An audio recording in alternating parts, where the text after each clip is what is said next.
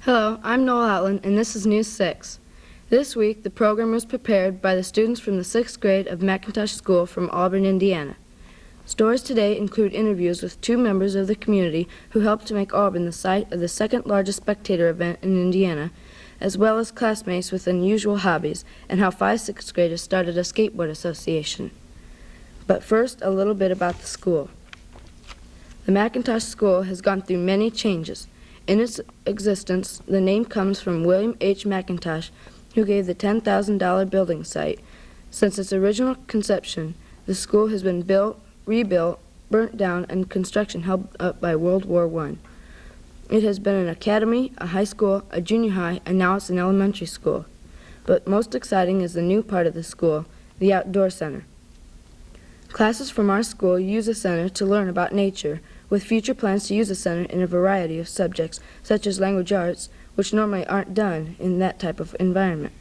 So far, the 6th graders have planted trees of pine, cedar, beech, and oak, as well as others. And shortly, the 4th graders will be planting gourds at the center. The center was started in 1975, has 4 acres, and is only 5 blocks from the school.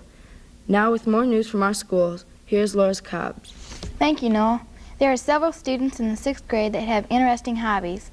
Ken Siegel has been collecting bottle caps for about 3 years and has over 5,000 bottle caps with over 220 types. The rarest cap he has is his Sir Edward Stout, and possibly the oldest cap he has is his Pat's Red Bottle Cap. Another collection is Matt Murdoch. He has gathered 441 buttons, which he displays on boards. His display has won an award at a fair last year. The oldest button he has came from the 100th anniversary of a nearby town, and another which celebrates the 50th anniversary of a group of soldiers from the Civil War. But his favorite is the one he got from the Pink Panther show. Just a few days ago, Matt added a new dimension to his collection. He now can make his own buttons. And for the past 3 months, 2 girls, Melanie Deal and Terry Cole, have started a rather unusual hobby. They draw cartoons. They have developed 4 characters named Penelope, Gooseberry, Hiram, and Huckleberry. It takes time to draw each cartoon, and they have 15 done. Though the 2 have not yet displayed their efforts, they plan to do so before the end of the year. Another hobby of a lot of the students at our school is riding a skateboard. Skateboards take a skill and a sense of responsibility, and when we first asked the principal if we could ride them at recess, he said no. But several students in the school said that they would form a club with safety rules and make sure people would follow them. Students were elected for the various grade levels, and these students made up the rules and formed a board of directors. We then painted a skateboard track on the playground and appointed officers such as the president, who makes sure all obey the rules, and a medical officer who looks after those who might fall. And now over to Ken Siegel with news from the community. Thank you, Laura. The town of Auburn has the distinction of sponsoring the largest spectator event in Indiana, excluding the Indianapolis 500, and that event is the Auburn Cord Duesenberg Festival, held on Labor Day weekend. The Auburn, the Cord, and the Duesenberg were all cars that were built in Auburn. When the factory closed down, the community turned into a museum for these cars. John Anthrop, Eddie Shippey, and Ken Lynch talked to Skip Marchetti, the director of the museum. How did the museum first get started? Johnny, the museum started as a community project. The citizens of Auburn, Indiana got together and raised funds to buy this beautiful building and preserve the automobiles that were built here in Auburn, Indiana. Some of the finest classic automobiles that have ever been built were manufactured right here in Auburn. What were the most popular cars in the museum? One of the most popular cars in the museum is the Duesenberg, the 1931 Duesenberg. It's sold new for in excess of $20,000. It's worth now more than $200,000. What's the future plan for the museum?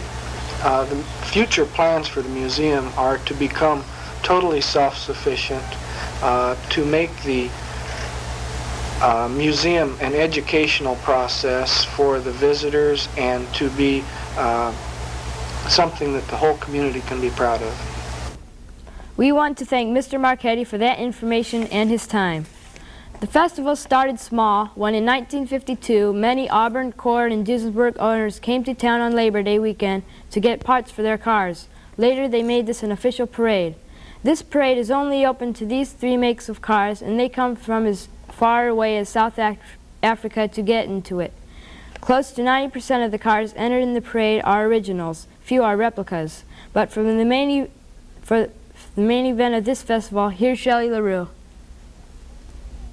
Thank you, Ken. The Labor Day event is also the site of a 3-day auction of cars. The Auburn Collector Car Auction started 6 years ago as a support for the festival. Nora Outland and myself had a chance to talk to Dennis Cruz, who helps to coordinate this project. Mr. Cruz, how does the auction run? The auction is a 3-day auction. We have approximately 500 cars entered into the auction, and we have the people competitively bid against each other on the cars until you determine a high price, and then the seller has the option to accept or reject the high price. Therefore, you would have cars sold, and then some of the sellers would retain ownership of the cars.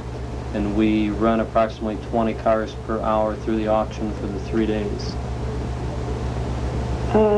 Have any unusual things ever happened at the auction? Yes, we've had some interesting experiences. One of them was when a lady was waving at her friend who was coming into the auction area, and we thought she was bidding on the car, so we sold her the car, and she says, "Oh no, not me, I wasn't bidding." And we said, "Yes, you were waving your hand frantically." And she says, "Oh, I was just waving at my friend." So we had to do that car over again and determine another bidder and another price on that automobile. Another interesting experience was that we had a father and son who were both attending the auction, and they were not sitting together, and they were bidding against each other on a car, and we ended up selling it to the father. And then when the son saw who signed the clerk ticket as a purchaser, you know, he slapped his forehead and said, "Oh no, I was bidding against my father." And another unusual circumstance that happened was that we sold a 1931 gold-plated Cadillac for $100,000 a year and a half ago at the Auburn Collector Car Auction, which was one of the most unusual cars that we have sold. And the highest priced car we've ever sold was the 1933 Duesenberg Model SJ for $228,000. Future plans include the addition of a flea market and swap meet. There will also be an increase in the number of cars in the auction, with 800 to 900 cars expected this year. This Labor Day weekend event continues to grow with leaps and bounds. But our community is not tied up with the cars that were built here. We are also looking at the future. One far-sighted gentleman, Mr. Charles Eckhart, donated money so that we could have the Auburn Public Library. The library has 30,000 volumes and takes 6 people to run. Outside is an Italian fountain, which Mr. Eckhart had moved here from Pennsylvania. Mr. Eckhart also donated money to the YMCA to add a swimming pool. The Y is the center of activities for members from our school. The students play ping pong, pool, and air hockey, and swim in the Eckhart pool. Now back to Noel. Well, that's about it from the students and teachers of Mcintosh School in Auburn, Indiana. Have a good day.